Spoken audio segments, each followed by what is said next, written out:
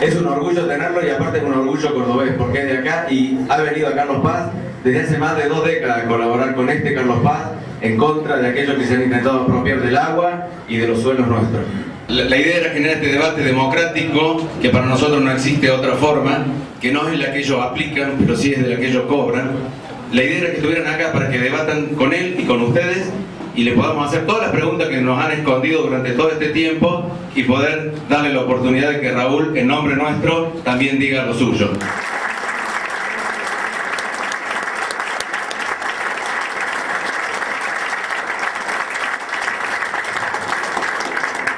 Me parece que sería interesante por lo menos hacer como 2 reflexiones. Una reflexión sobre para qué sirven los gobiernos cuando se dan obras, y la otra técnica, es decir, cuáles son los riesgos que plantean los centros de transformación de energía y las líneas de alta y de media tensión, es decir, todo el sistema de conducción. Me parece que son 2 elementos para que después abramos el debate. La primera, yo fui uno de los autores de la ley 7343, que es la ley del ambiente que rige en esta provincia. Costó mucho trabajo, una ley muy incompleta, hoy creo que lo haría distinto, pero fue la ley que empezó a tener vigencia en el año 1985. Fue la primera ley que a nivel provincial estableció como obligatorio el estudio de impacto ambiental. O sea, fue la primera que a nivel nacional lo estableció para esa jurisdicción. Y de hecho fue un poco la base de nuestra provincia para que después se fuera perfeccionando hasta que se hizo el decreto reglamentario, que es el 2131, que es el que rige actualmente junto con la ley. Y la idea, digo un poco para entender por qué estas cosas no deberían pasar. En realidad, ustedes no deberían estar acá, yo tampoco debería estar acá, y tampoco deberían estar las personas en la carpa. Es decir, estamos acá porque se ha desvirtuado algo que se aprobó en algún momento.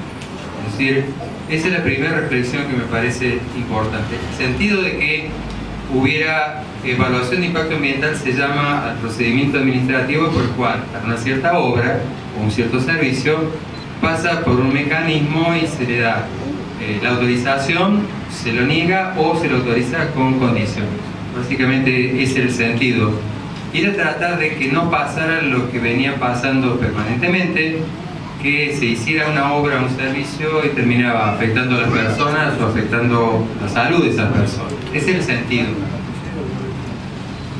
Yo estuve recorriendo el área en donde yo no sé exactamente usar el tiempo, porque es particularmente cauto, donde supuestamente se va a construir, pero ya está construyéndose. Esa sería la meta. Hay algo que no funciona. Es decir, no puede ser de que se inicie una obra sin que esté cumplida a rajatabla la legislación vigente. Esa es la primera reflexión. Es decir, si queremos vivir en un país medianamente civilizado, tenemos que cumplir las normas. Y si hay alguien que tiene una obligación doble de cumplir las normas, es el propio Estado. Es decir, lo tienen que cumplir todos los ciudadanos, pero el Estado más aún, porque es el Estado quien a su vez controla, por ejemplo, los ciudadanos del sector privado para que cumplan las normas. Entonces, quien más tiene que cumplir las normas es el propio Estado. Entonces, cuando uno se encuentra con una situación como la que vi yo, en donde ya directamente está inyectado cemento, ya se han comenzado con las obras, existe una zona que tradicionalmente se ha dedicado a fines educativos, entonces la primera reflexión que uno hace es que obviamente acá el espíritu original de la ley 7343 y la propia norma no se respetó. Pero no solamente que no se respetó la 7343 y el 2131, sino que hay una ley nacional que es la 25675, que es la ley madre que tiene nuestro país, que es la ley de presupuestos mínimos, que ha establecido 2 elementos que son mandatorios y que debieron haberse cumplido acá. El primero de ellos es el principio precautorio. El principio de precaución es fundamental cuando uno se encuentra con tecnologías que están cuestionadas de distintas áreas, por lo menos en los efectos que pueden hacer sobre las personas. Y el otro punto es el de la audiencia pública. la ley 2575 hace mandatoria la audiencia pública. Está claro que esta obra se empezó a construir sin haber hecho esa audiencia pública. Por lo tanto, la primera reflexión preliminar es que estamos hablando de una obra ilegal. Eso es lo que me parece que es importante hacer esta reflexión inicial. Hay que distinguir claramente cuando tenemos un debate alrededor de una obra legal, es una cosa, y otra muy distinta cuando tenemos un debate alrededor de una obra ilegal. Aunque haya una autorización que por otro lado está viciada, porque no es una autorización hecha sobre el total de la obra y el total de los impactos, es mandatorio hacer la audiencia pública. Por lo tanto, uno puede considerar en función de todos los elementos vistos de que al haber violación de normativa vigente hay por lo menos dos cositas que son claras. Una, que la obra es ilegal, es decir, ha sido iniciada sin cumplimentar todas las normas vigentes. Y la segunda es que los funcionarios públicos que no han cumplido ni hecho cumplir la normativa vigente, por ejemplo la 25675, incurren en incumplimiento de deberes de funcionario público, ya sea a nivel municipal, ya sea a nivel provincial.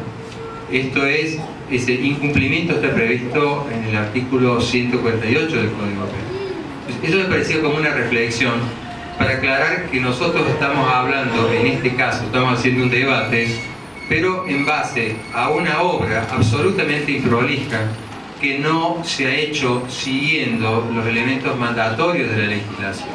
Marco esto porque no es lo mismo que yo tuviera de pronto un debate, que ustedes tuvieran un debate en donde el debate fuera el marco de una consulta pública, en donde con un tiempo de antelación se le hubiera distribuido todos el estudio de impacto ambiental, un estudio de impacto ambiental bien hecho, para que cada uno lo analizara y en la audiencia pública debatiera todos los aspectos.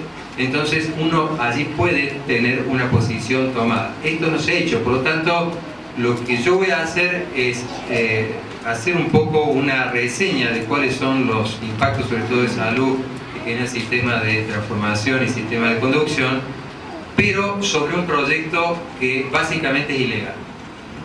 Porque si nosotros consideramos ilegal lo que ha hecho la Empresa Provincial de Energía de Córdoba o lo que se ha avanzado hasta ahora dentro de la jurisdicción de la Municipalidad de Villa Carlos Paz, estaríamos legitimando que se sigan los mismos procedimientos para cualquier obra y para cualquier servicio. Entonces, esto es lo que no se puede tolerar. O sea, más allá de los aspectos técnicos, los vamos a ver, en realidad quienes estaban obligados a hacer lo que yo voy a hacer ahora era EPEC, era la propia Secretaría como fiscalizadora y la propia Municipalidad de Carlos Paz, más la otra jurisdicción interviniente. No sé si queda claro esto, porque es importante para mí decirlo, porque si no uno termina siendo parte de un proceso irregular. O sea, yo no estoy acá para suplir lo que no hicieron quienes debían hacerlo. Simplemente es darle elementos a la propia comunidad para que con esos elementos pueda seguir adelante las acciones judiciales, las acciones administrativas y las acciones directas, que son siempre bienvenidas cuando tenemos tantos funcionarios que a veces son reticentes a cumplir la normativa que está vigente. Eso me parece importante para que dejemos bien claras las cosas y de que, aunque se trate de hacer corrección, no deja de haber una marcada, grave y profunda improlijidad.